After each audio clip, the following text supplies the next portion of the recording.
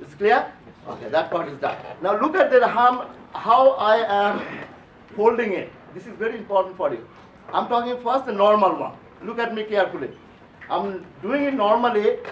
I'm folding it because this is the place where the swelling is more. You understand? The swelling is more over here. Swelling is more. So this has to be on the right side. This is my right side. From your side is the left, but I'm right. Okay, this is my right hand. Make sure this is my right hand. So the swelling, the swelling is on the right side. So the apex comes left side. This is exactly what I'm trying to say. Very important for you. When there is a folding, the folding takes place, but the swelling and the folding is more towards the right side, so that the apex comes on the left side. So it is exactly like this. I'm not doing this way, so you cannot see the apex. Now you can see the apex. Can you see the apex? Yes. So this is the apex of the left ventricle, or the apex of the heart. It's coming towards the left side because this side is swelling on the right side. So it is this way. Why I'm saying? Because there is a situation where it does opposite. Look at me. It does like this way. What is that called? Dextrocardia. Dextrocardia. You understand now what is happening? The dextrocardia is basically, it is a normal, it is a mirror image where the apex will be on the right side, because you can see the apex now has come on the right side, but the swelling and the ventricle and everything is on the left side, dextrocardia. So the folding has a lot of important things to understand. This is clear to you? Okay. Now, the other part over here, you have been taught already. I'm not, repeating it, especially for the right atrium. So when you look at so there is one space over here. We call the atrium only. So we have this space. Now I'm drawing it one at a time. So I take it out, this one.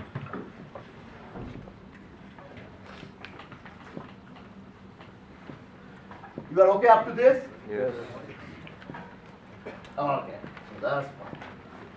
Now look at this. You have the atrium, only one atrium now. Okay, and you know by your training, by your lecture, that there is one septum coming out like this way, one septum coming like this way, and it closes at birth. What is the reason for closure of the foramen ovale? This is the exact explanation is that when the baby is born, first time, baby has to born at one time only, only one time. So when it is born, then what happens? The baby cries. This cry is necessary. When it cries, the baby cries, the first time the blood goes to the lung. The cry has a suction mechanism. Without the cry, the blood cannot go to the lungs. First time in the baby's history, the blood goes to the lung. So lung gets the blood from the pulmonary artery. Then the oxygenated blood, the baby cries means oxygenation. It takes the first time the air, it oxygenated, the blood comes to the left atrium by the pulmonary vein. So this place, the pressure goes up. The pressure in the left atrium goes up, and therefore it closes against the septum secunda. The closure is because it flaps. Because the pressure, you have been taught all that. Primum and secondum. Yeah, the primum against the secondum. So this is okay. Then the next concept you should have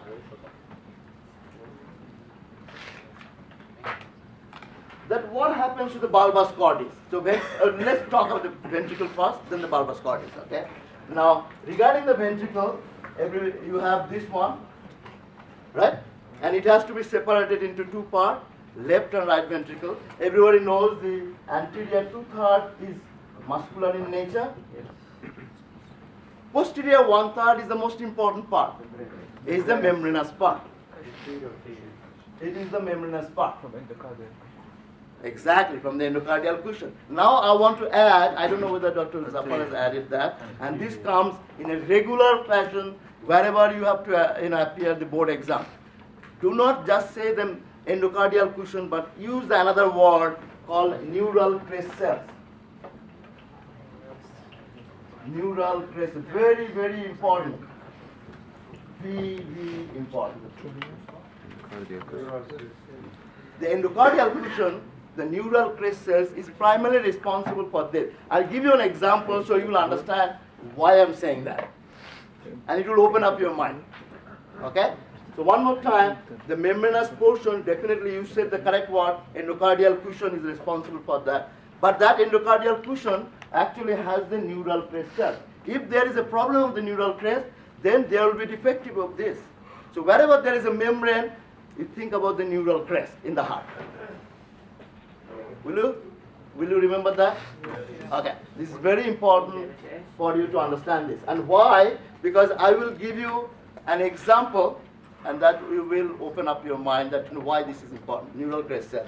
And also you should know the ventricular septal defect is the highest of all kind of congenital heart problems. If you think about the phallostatology, you think about this atrial septal defect, almost 30%, 25 to 30% of cases, you see the ventricular septal defect. It's very, very common because it's a complexity. First 2/3 is formed by the muscles, and this is the most problematic area, and neural crest defect is quite possible. Is that okay? Yes. Now, with a little knowledge, let's do this one, and then I'm coming back to the Barber, the Barber's Cordis a little bit later. But first, you tell me, you heard the name phallostatology. Yeah. Yes. What are the 4 problems you have? Okay, tell me. Overriding of the aorta.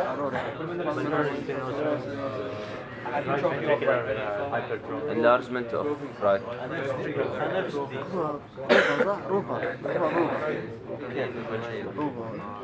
Pulmonary stenosis, then?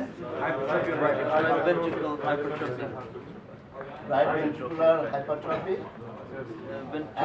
Ventricular septal defect. VSD.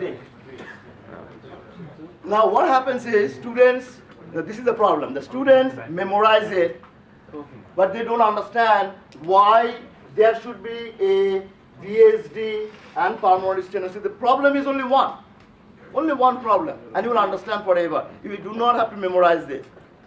Because many times we ask the student, they say, oh, the 4th one, I cannot remember. No, you don't have to do like that. Because the problem is only simple problem. I don't say it's a simple problem, it's a big problem, but it is a simple defect that leads to the bigger problem. And what is the problem? It's the problem of the neural crest. Problem of the neural crest. You have one answer. I don't need many answers over here. What is the problem of this? Yeah, neural crest defect. What happens following the neural crest? Now, look at my drawing.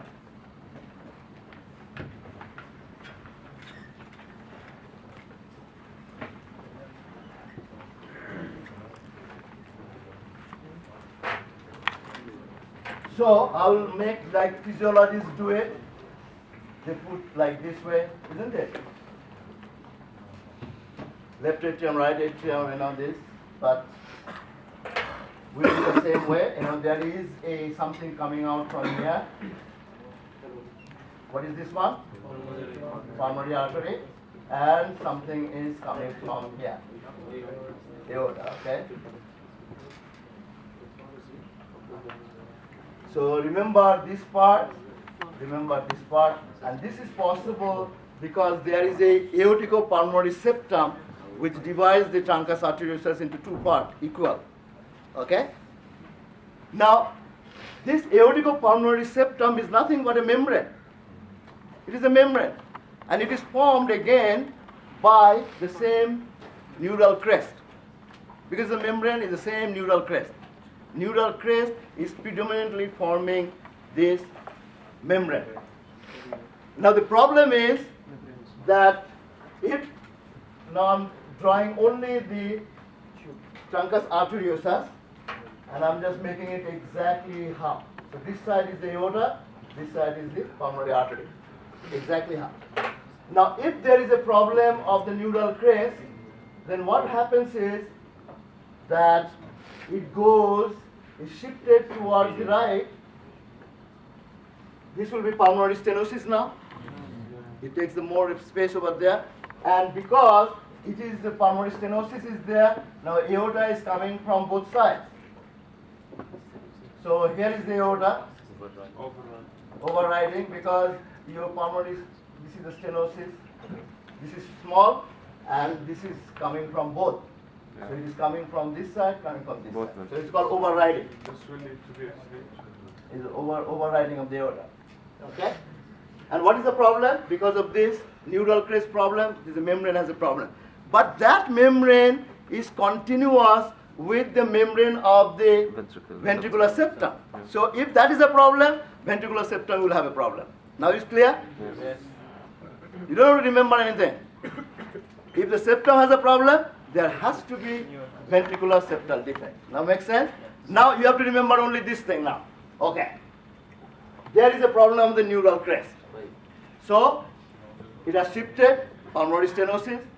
There has to be overriding of the aorta. Now you can think about it, why there is a problem, why the blood is coming from the left ventricle to the right ventricle. There is a ventricular septal defect and the right ventricular hypertrophy because all the blood is coming, so it will look like a boot. Hypertrophy. Does it look like a boot, like wearing the boot? It's beautiful. Can we see the You understand this boot? Because the blood is now coming from the left ventricle to the right ventricle. And whatever the blood is there, also not going very nicely to the lung because it's a pulmonary stenosis. So the right ventricular hypertrophy. So you do not have to remember, oh my God, I forgot. I remember 3 out of 4.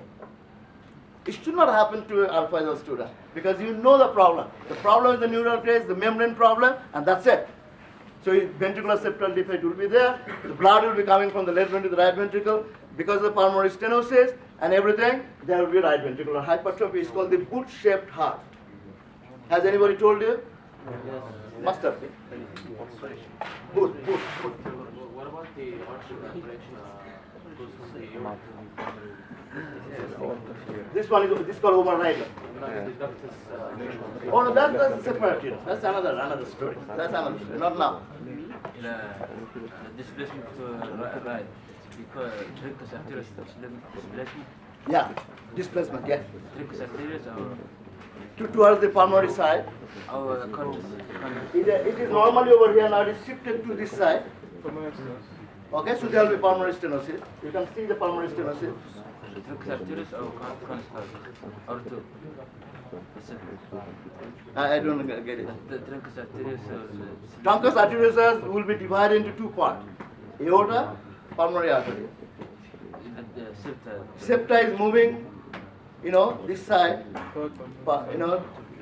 So then this will be the stenosis. This will be overriding of the aorta. Okay? Is that a case that it shifts to one to left? It is a possibility. It is a possibility, very rare. It's a good possibility because it's a displacement. Basically, it can go either side, but it's more common. Why it's not common? Why it is not common, I cannot explain it more. But the little knowledge I can only tell you. Let me finish a couple of things, then I come. But this is clear to you now. Yes. This is a concept. Yes, go ahead. I can't hear. Shh. Can you do it loud, please? Is there a reason why? High pressure difference. Yeah, the pressure difference. There are many causes could be there. But I cannot exactly pinpoint, where is the problem. But let me complete, okay? Now, there is another disease I'm trying to put it to the clinical embryology. There is another disease it's called the transposition of the great vessels. Have you heard the name? Yes. That is another interesting part. Transposition. What happens over there? The twisting, the bending. This is not bending. This is the twisting. Remember my drawing over here. If I have to draw a heart, and usually I draw like this way. Let me draw this. Transposition of great vessels. ايوه انت بدل تعطيه على اليمين سهل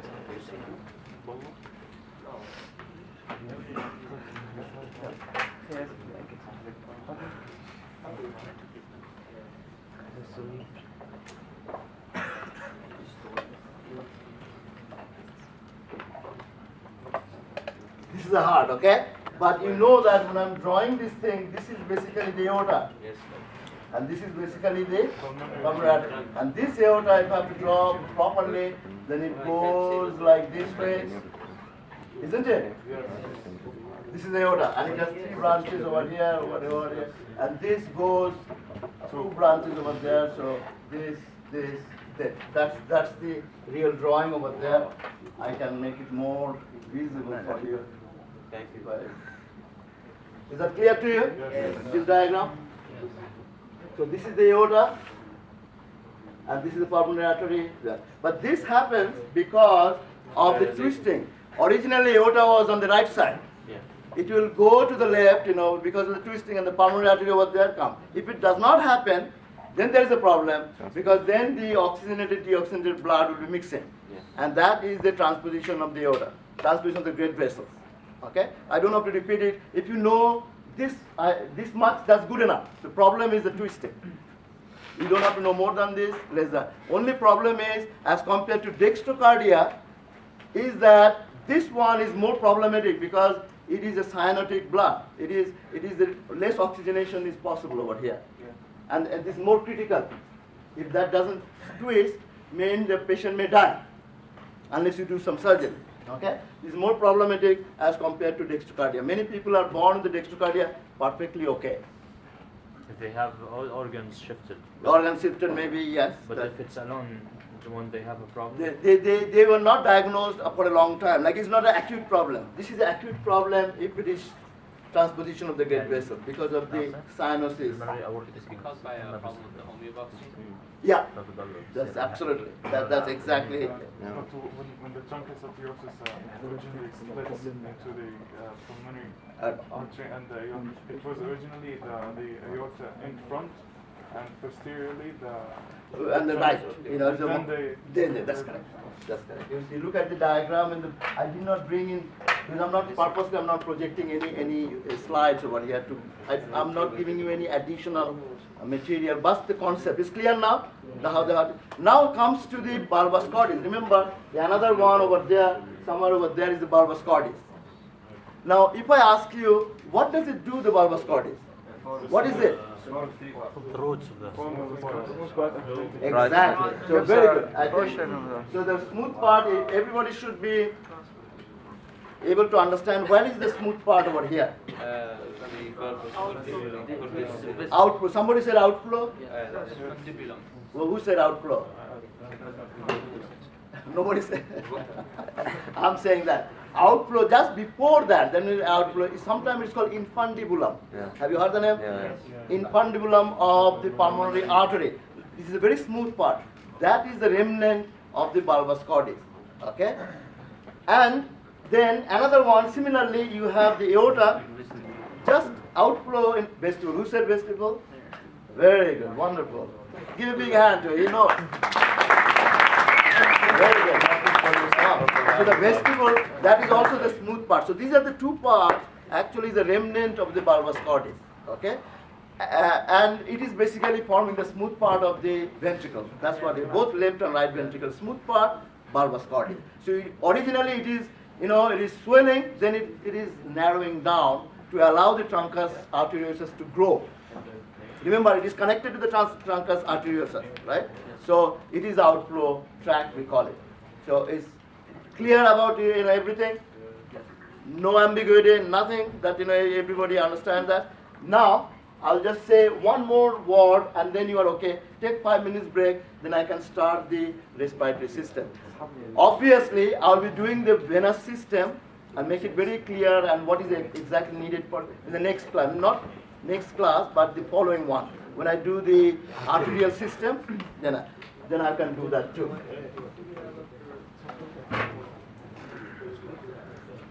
Okay. Just for your understanding that we have a connection between these two. Yeah. We have a connection between these two in the embryonic line. Yeah. Okay? Connection between this to the embryonic line. What is this called? Ductus arteriosus. Very important. So Dr. Zafar must have indicated to you there are 3 places.